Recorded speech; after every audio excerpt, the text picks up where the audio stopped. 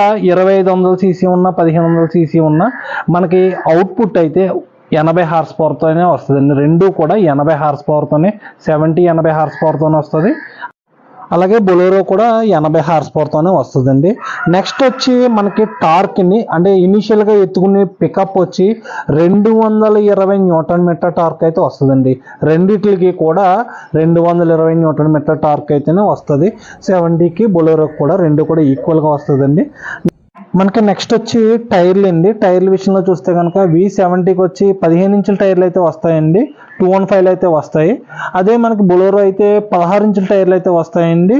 7లు అయితే వస్తాయండి. నెక్స్ట్ వచ్చి మనకి బాడీ అండి. మనకు లోడ్ బాడీ విషయంలో చూస్తే కనుక మన V70కి వచ్చి 10.2 పొడవు, 5.8 వెడల్పు, 1.5 హైట్ అయితే వస్తుందండి.